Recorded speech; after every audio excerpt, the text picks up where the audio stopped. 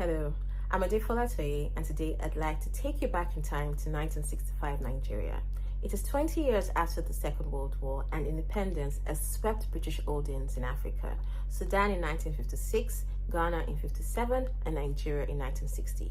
You are a student in one of the new universities, campuses of elaborate buildings with lush green landscapes, hills, and lagoon.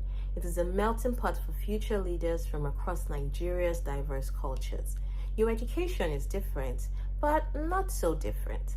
There is a clear celebration of ethnic, Nigerian, and African identities, but the architecture is quite like that of the colonial times.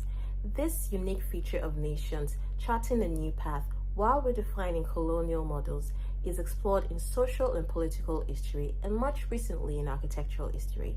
I find this research area interesting because I was an architecture student at one of these universities. I walked the same path as my predecessors and measured countless buildings for my design classes. So now I study the story behind those buildings. I analyze government documents and drawings in archives across Nigeria and the UK, searching for the answer to a simple question: how do you build universities for a new nation?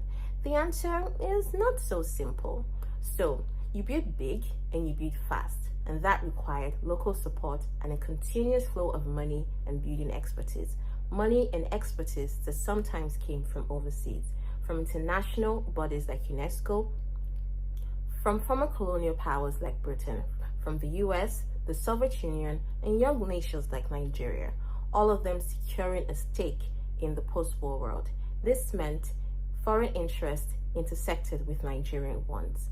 For example, funders could suggest the nationality of the expert, so a university for the nation could then be built with British funds by American architects, Italian contractors, Nigerian engineers, and the list goes on.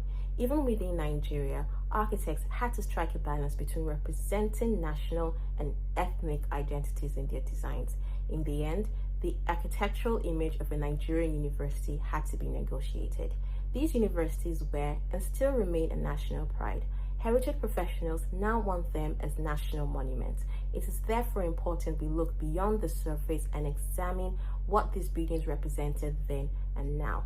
They are a testament to a nation's ambition to find itself, ambitions that were redefined by internal and external factors of global politics, nationalism, and cultural identity.